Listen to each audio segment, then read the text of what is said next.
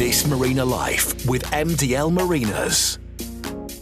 Hello and welcome to This Marina Life with me, Ceri Hereford-Jones and MDL Marinas. In this episode I meet up with a number of Imray Pilot Book editors and authors as we talk about their favourite spots and hidden anchorages around the south and east coast of the UK. Among my guests are Tom Cunliffe, Annabel Finding, Peter Harvey and Graham Adam. But first up is Garth Cooper, who together with Dick Holness produced the East Coast Pilot Book that covers Great Yarmouth to Ramsgate. For Garth, I suggested we use the MDL Wolverston Marina on the River Orwell as the base for the boat, and I therefore wanted to know what made this river such an attractive proposition. It's an attractive river. It's a fairly wide river. It's a reasonably gentle river. There's no huge rushing tides in or out, but they're quite strong. It's also a river that is very easy to get in and out of. There are no bars, there are no restrictions of depth or channel meanderings and stuff. You do, however, have to watch out for commercial shipping. It's not a huge amount, but it's significant enough that you need to always be looking over your shoulder. It's about 9 miles from its starting point, which is where it joins onto Harwich Harbour, to the lock gates at Ipswich. Now, if you're fortunate enough, if you like to be berthed in Wolverston, it's in a river flowing marina with no retaining walls or lock gates or anything else. You can come and go 24 hours a day. And so, yeah, where do you go? Well, if you come out of the marina and, as we say in the vernacular around these parts of the world, hang a left, boy, you go up a very, very attractive piece of waterway up to Ipswich itself, and you can go through the lock gates and into the wet dock with all the full marina facilities in there, go shopping in theatres, cinemas and everything else. On the other hand, if, like me, or somebody who likes to go out and actually put the anchor down in a proper anchorage, you come out of the marina and you hang a right and you sail down through past the iconic Pin Mill with its famous Button Oyster pub on the front. You mentioned the Pin Mill there, but you should mention, of course, those beautiful barges that you'll often see in the river. Yes, indeed. They've got a barge berth there where they put it into a sort of semi-dry dock, and they refurb them and refettle them, and the local yards get very much involved in maintenance of local barges and this sort of thing. Continuing down the Orwell, as you go down, you'll see that the skyline is dominated by the huge cranes and the quaysides of the Felixstowe container port. It's the busiest and the biggest in the UK. It's the second largest in Europe after Rotterdam. They are currently taking huge quantities of rock and silt and everything else out of the big ship channel coming into Harwich, which will allow the very largest container ships in the world to come in and out of Felixstowe regularly. Wow. Now this is, yes, it is wow, because they come in and they poke their noses up into the mouth of the Stour, which is the other river which joins with the Orwell to form Harwich Harbour. They come in bow first, they turn them round to go out bow first. Now you can imagine these things are in the hundreds of thousands of tons, and they're sort of 3/4 of a mile long. They are immense, these big super jobs. We've had them in already, but they were basically virtually scraping the bottom coming in. They draw so much water. You've got those lightships still there, of course, from Trinity House as well, haven't you? Yes, there's always a couple of them moored just up the start of the Stour itself, on what we call the HMS Ganges Point there, Shotley Point. There's usually one there because, of course, at Harwich is the main maintenance yard for Trinity House UK. So the last remaining few light ships, you've got one at the Varn and you've got one off the North Foreland Point there, which come in for maintenance and servicing. But most of those marks now, of course, are land buoys, which is, they've taken the sunk lightship away, for example. It's now a land buoy. Huge, great thing, but it does the same job. They're all automatic. So let's start our voyage of discovery of Garth Cooper's hidden anchorages, the places that perhaps you've made your own, and you might allow a few of us to also know the places we should be considering visiting. Well, yes, in the old days I would have said anybody who comes alongside with a gin bottle open, but as I no longer partake of the alcoholic beverages, but visitors are welcome. And no, I'm not pretentious about the places I like to go and drop my anchor. I wish more people would come out of marinas and drop the hook, even if it's only for lunch or an overnight, because some of these places really are relaxing. They're wonderful for bird watching, which we have a lot of around our area. So let's say you take a day trip out of Wolverstone. Well, it's going to take you, say, an hour and a half to get down into Harwich Harbour. You may say, right, well, if you've got a young family on board, let's go up to Urberton Ness on the Stour. There's a small beach there, which kids can go on and play and this sort of thing. Or you can go ashore and have a walk. At that, you've got Copperas Bay, which is it's the most wonderful mud. I mean, if you are glutinous, glutinous, it's beautiful. It's a hell of a mess to get off the deck when you get the anchor up, but it is holding. You are safe as houses in there, and you are actually anchored underneath a tree-lined bank, which is itself a nature reserve. So you can get the old glasses out at 6:30 in the morning, and you can sit there in the cockpit and enjoy the peace and quiet. If you go up the Stour a bit further, you'll come to Hadley Point, which again is another sandy beach, and you could put the hook down off there. That gives you entrance into Holbrook Creek, which unfortunately is drying, but down at the bottom end of it, where it joins the Stour, is a really nice place to anchor. You can go ashore and have a barbecue and this sort of thing. Further up the Stour, if you're very brave, you go through Rabness, which is moorings. You can't anchor there. Years and years and years ago, they stripped the bottom out of the river to get the gravel, and you drag all over the place. So you go further up, and watch your depth obviously, but you go into a hole under Stutton Point. You can go quite close in, and there's the most superb beach to go and anchor. And if the wind's in the west or northwest or what have you, it's very sheltered. Other rivers within a day or so sail. I mean, you've got the Walton backwaters, Arthur Ransom country, fabulous, absolutely fabulous. You can drop the hook in some, again, the most gorgeous glutinous East Coast mud in Hamford water. And on a really good sunny weekend, you'll find 10 or a dozen boats moored up there, all nicely spaced out, all just sitting back and enjoying the peace and the quiet. You paint an idyllic picture there, Garth, of places where you can really just kick back, relax, and be far from the madding crowd, but you're not that far from the madding crowd, but it just feels like it.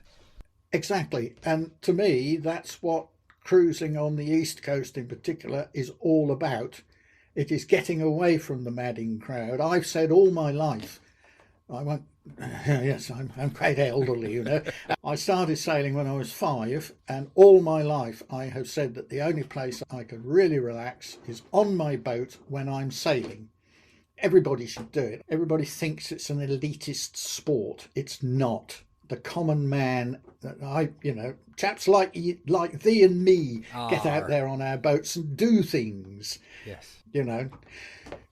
Again, it's a day or a weekend away. There's slightly further afield from there. We can come out of Harwich Harbour and hang a left, as we say, across the shipping channel at the right point. It's all marked on the charts.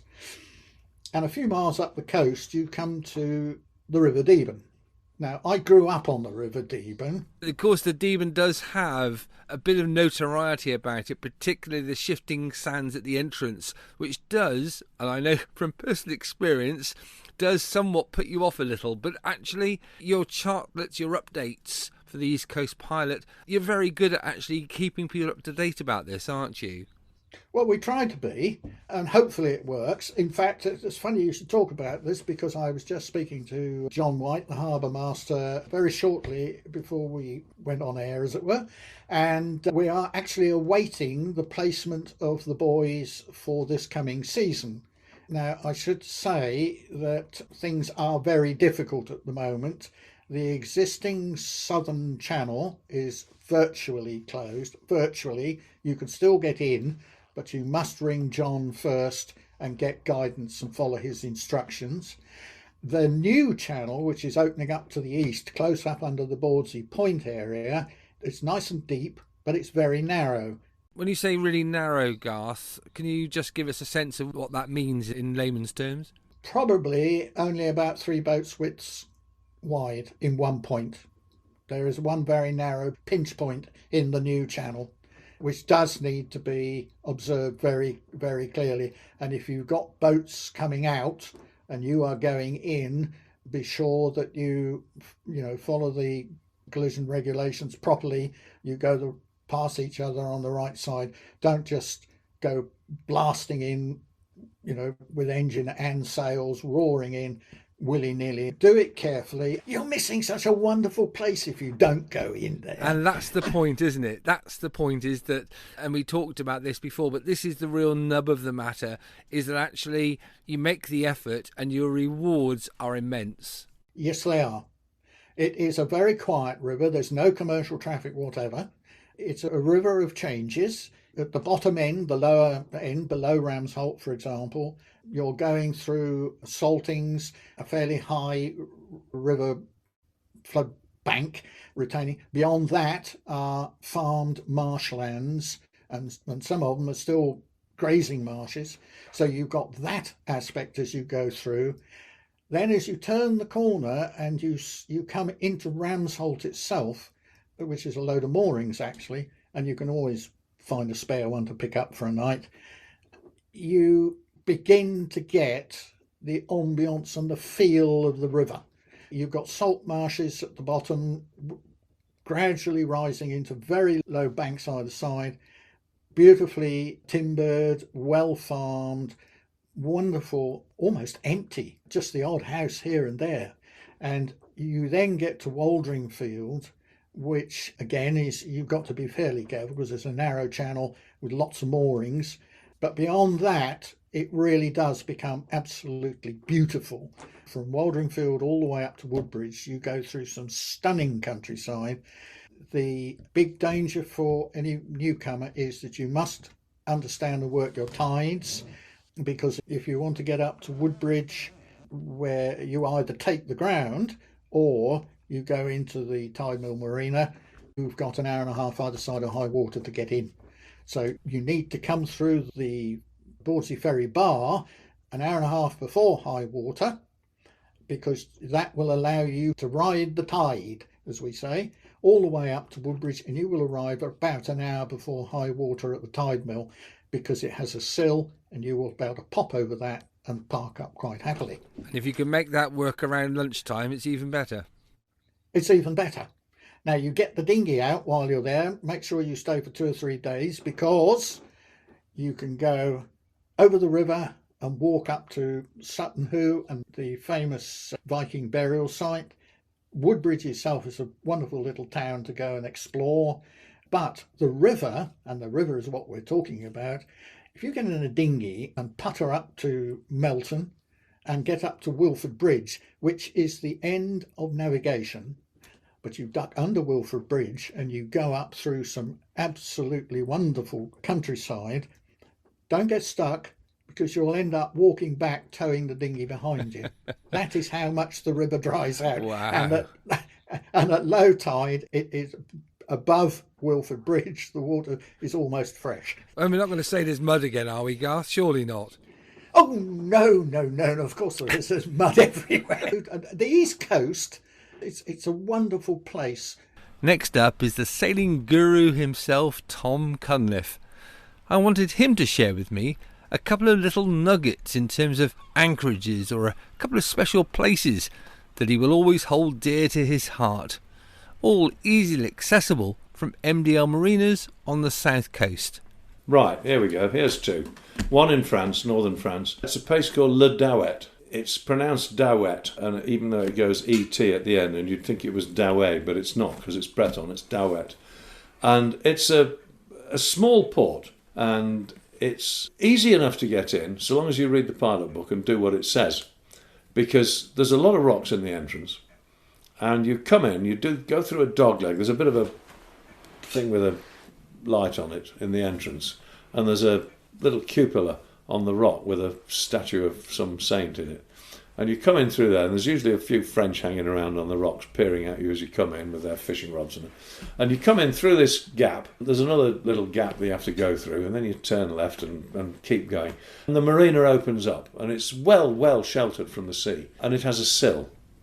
You go over the sill, and the guys who run the marina, they've been there for years, and they're really nice blokes. Really nice. They're pleased to see you. It's not too expensive. Facilities aren't great, but it doesn't matter because you get the boat secured and you wander round the top of the harbour. The harbour itself is really a sort of ravine, a sort of small ravine.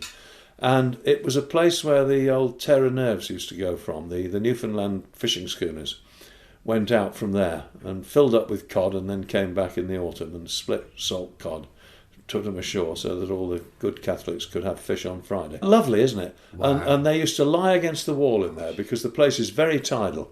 And you walk round to the side where the Terra Nerves used to be. The Marinas on the other side, on the west side, but the old quay is on the east side, and it's quite narrow. And you walk along the quay wall, and there are two or three really nice little bistros. Not expensive, it's not fancy, but you can go in there and sit down, have a nice meal and a jug of wine, and then you come out, and it's low water, and you look to seaward, and all you can see is a pile of rocks. Wow.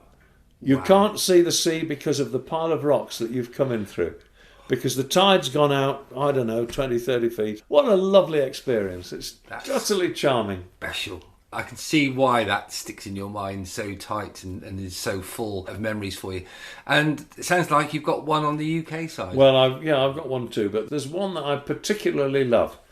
And like everything else, it's been encroached upon by harbour people who are putting in moorings and pontoons in the middle of the river and goodness knows what, in a place where you used to be able to anchor in freedom.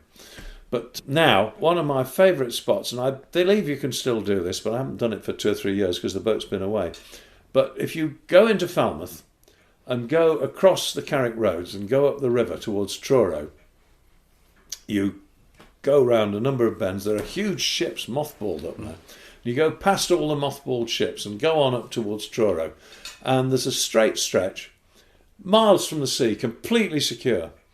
And good holding at the bottom. Just to the north of it is a bank with a narrow passage that leads through to Truro. But the bank rejoices in the slightly unpleasant name, I've always thought, of Maggoty Bank. So you anchor below Maggoty Bank, and there's a little tiny creek. And at the top of this creek is a church, Keir Church, spelt K-E-A. And you just see the little top of the tower poking out above the foliage. And to me, to anchor there in a full Atlantic gale is a magical thing, because it roars overhead. You're anchored in flat water, perfectly safe, and you see this creek with the church, which is ancient, and you think of all the people who've come and gone from this place over the centuries, and you're lying there on your anchor, just watching the tide ebb and flow and watching this great gale roar overhead, and perfectly safe.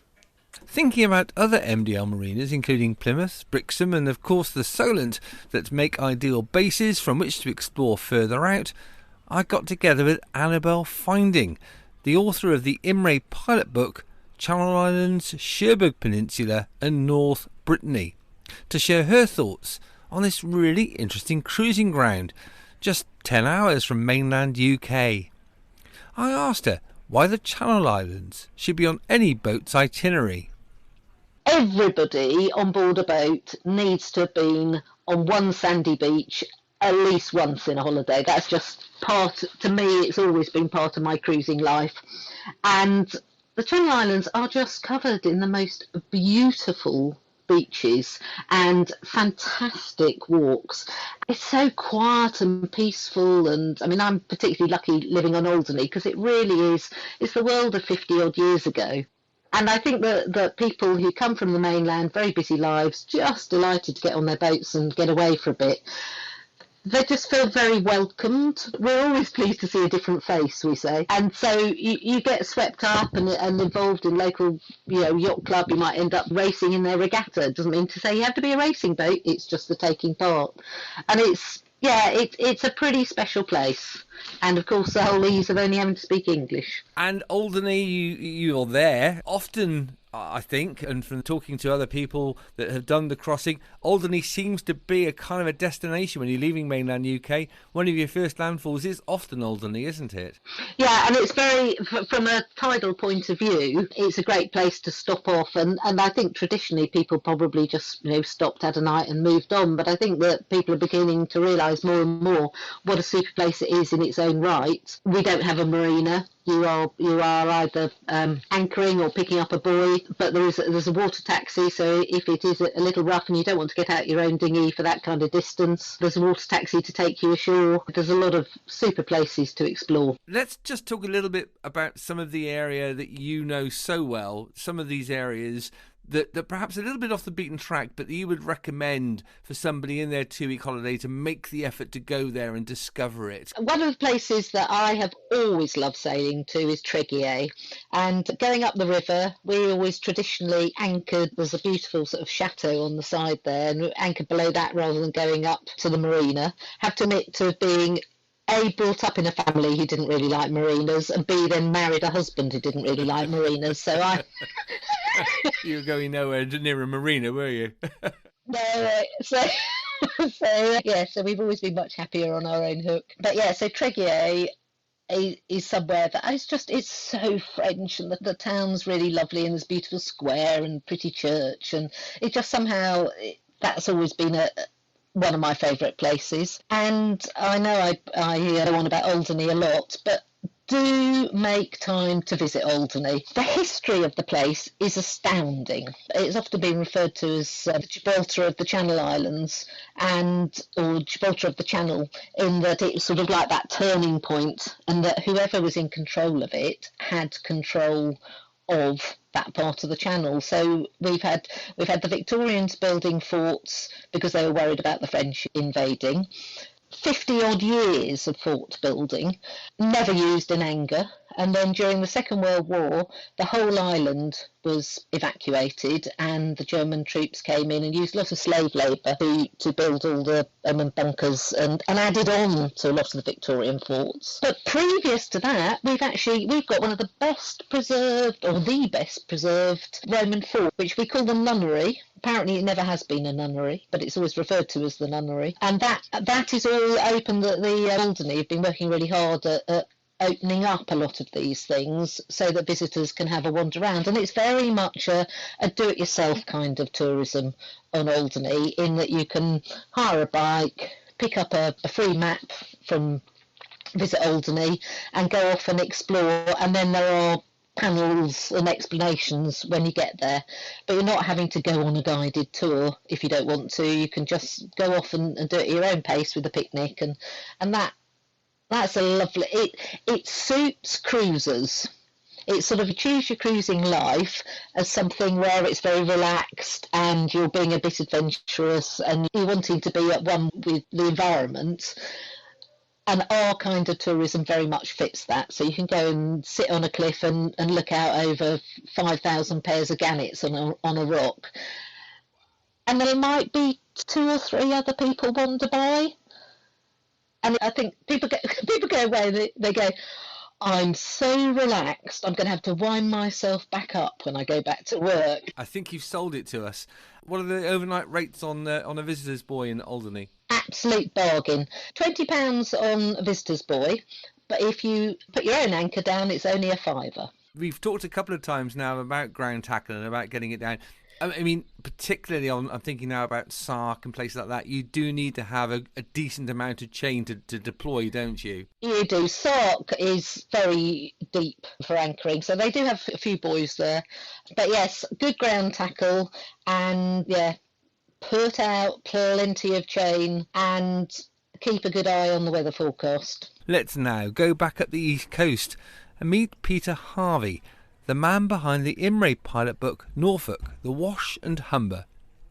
I suggested to him that the sailing around his part of the world was perhaps a little more challenging, but that there really was some great fun to be had in this cruising area, particularly if you're based at MDL's Chatham or perhaps Wolverston Marinas.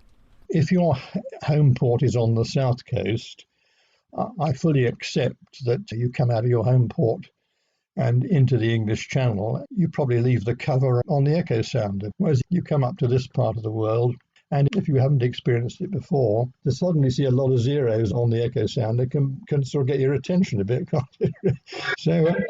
So I fully understand reservations in that respect.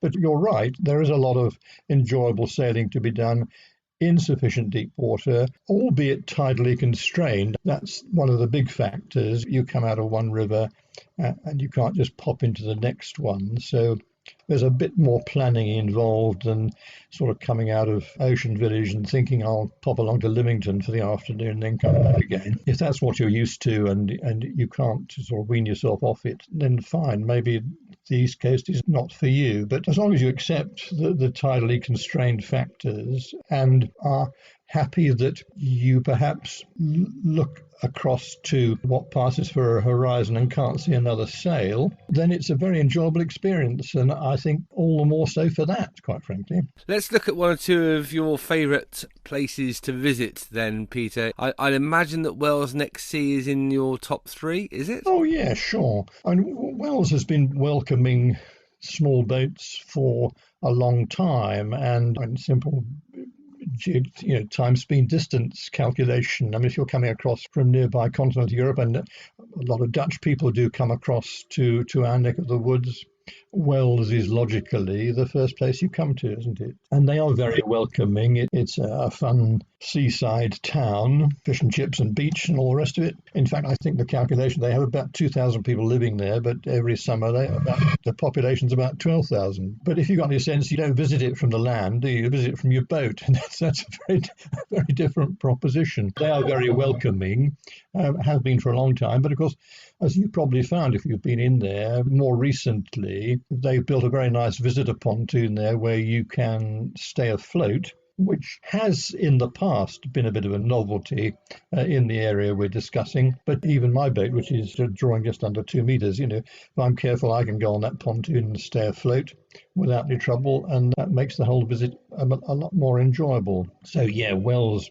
if you were going to have an extended cruise in this part of the world, you wouldn't leave Wells out of it, and they're very friendly and keen to make your experience an enjoyable one. Where else? Well, around the Wash, what have you got? You've got by river. Once you've done Wells and turned left into the Wash, in terms of locations, the first one you've got on that hand is King's Lynn and the River Great Ouse. King's Lynn now has a very accommodating visitor pontoon right hard by the centre of the town there. King's Lynn, very nice place. There's a lot of choice. I think we got to talk about getting into Grimsby as well. It's an experience all by itself, isn't it, in many ways? It is indeed. Yes, out of the Wash, again, turn left around Gibraltar Point. There's a little creek up there, the Wainfleet, of course, with one of these, and it's a feature of this neck of the woods and reflected in the Humber. A lot of little tidal creeks with thriving sort of DIY self-help boat clubs where people keep their boats on drying moorings but have a whale of a time. And, I don't knock that, even though they can't go sailing every weekend. The tide doesn't serve necessarily. They exist, and there's one just tucked right behind Gibraltar Point there. But turn left around Gibraltar Point, keeping inside the wind farm, a nice coasting passage, not a 5-minute exercise and nowhere to go in the meantime. But once you get to the Humber and turn in there, the logical first place, as you say, is Grimsby, where the Humber Cruising Association have their lovely marina and shoreside facilities. new clubhouse now, which is just got everything you could possibly want, and they are extremely welcoming. And of course, it's a modern marina in every sense, where of course you can stay afloat. So that's the first logical place when you go in there, and then to move on from there. So let's have a look at the overall feel of the area. And in terms of getting to it, Peter, fairly straightforward, no major challenges, just got to be prepared for a reasonable day's sailing to get to the area, really, from the south coast. Well, yes, if you decide you want to come this far up the east coast and your origins are south coast, once you round South Foreland and heading north, I mean, you've got lots of day sailing options until you get to Lowestoft. Then it thins out a bit, as we touched on earlier, because from Lowestoft, you're either going up to the Humber, and it's again 100 nautical miles, or you're coming around into the Wash. You're talking of much the same distance, a bit less to Wells, of course. You're talking about a two-tide passage. Are you going to push foul tide, or are you going to anchor and then wait for the next favourable tide? So a bit more planning that a lot of people perhaps wouldn't be as used to as some of the locals, but nevertheless, as we've said, with a bit of planning and a bit of attention to the pilot guide, it can be done.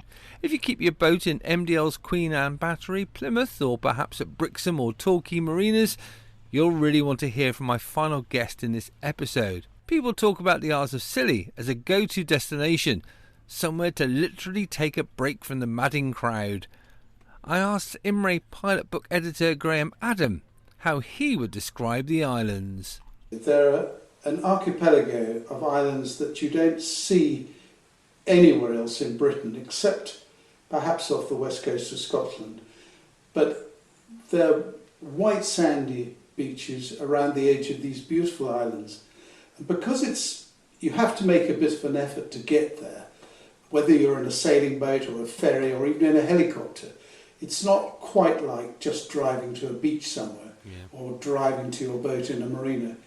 So when you get there, you have the same sort of experience that you might get through going abroad. And I think that's probably why the Isles of Scilly have been so incredibly popular with visitors under sail. What about getting there? Best jumping off point and time of year. What's your advice, Graham? Well, before you get to time of year and jumping off point, I always say to people, by far the most important thing to study is the weather. Because there isn't a single anchorage on Scilly, or even a mooring, that is safe in all weather. So really you need to be sure that you've got a reasonably settled weather pattern before you set off. Having covered that particular caveat, Penzance is the obvious point to take off from, although you can actually make a daylight passage from the Helford River or Falmouth, or even from North Cornwall in good time. Of course, if you're coming from France, you probably need an overnight passage. But an arrival in daylight is pretty important in Scilly. There's really only one entrance to the islands that's properly lit, and it's certainly a great deal easier to arrive with plenty of daylight in hand. In terms of getting into St Mary's then, is that the sort of first landfall for the first-time sailor? I think it's the easiest, because St Mary's caters for larger visiting ships.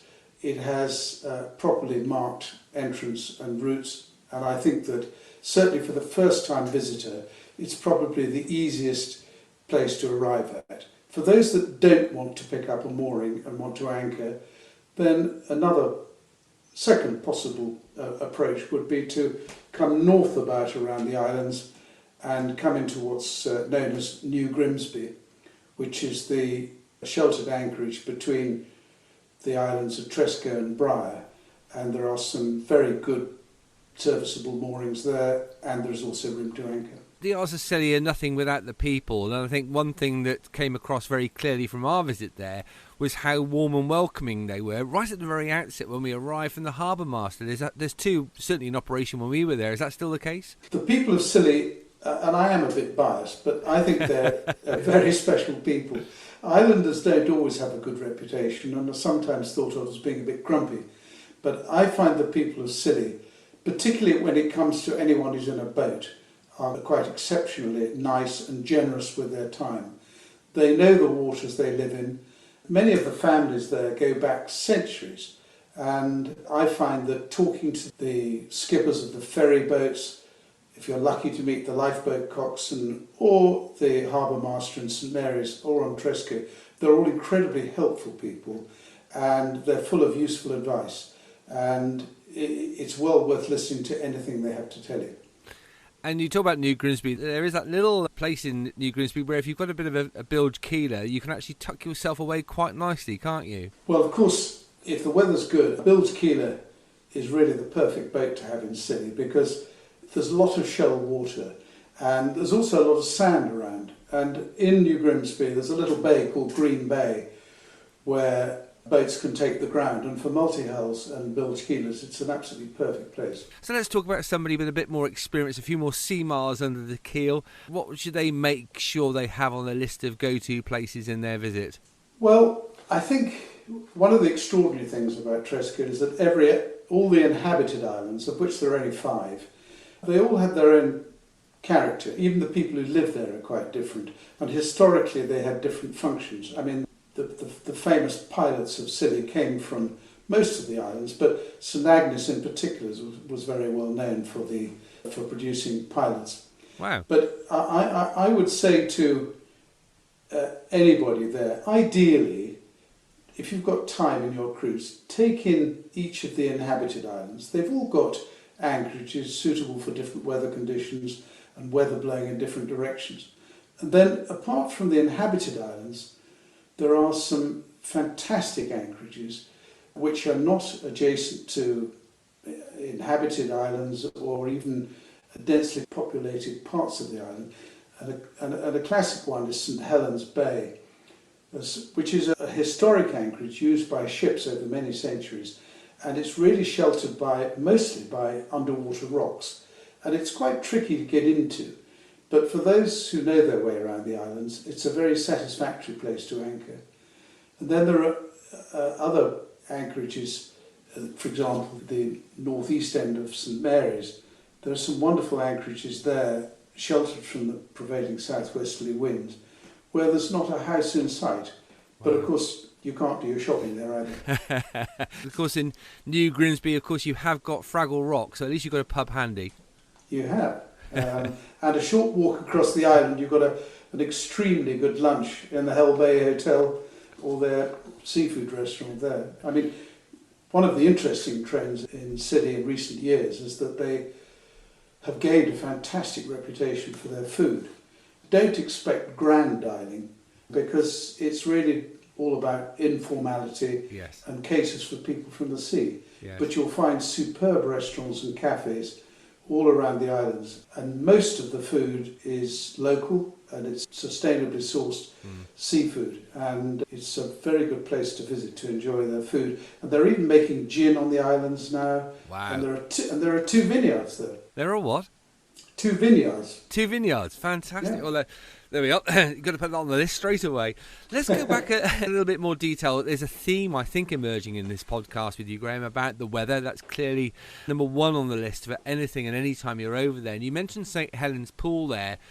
At low water, actually not a bad spot to be. Pretty well sheltered, but you've got to keep that weather eye open, haven't you? You have. If you get a little bit adventurous and make your way into St Helens Pool, you might arrive there at mid-tide and rising, and you might find yourself feeling rather alarmed at high tide, especially in the spring, where you don't see a lot of shelter around you. So if the wind does get up, you may well have to move around to get a bit more shelter from the wind that happens to be blowing.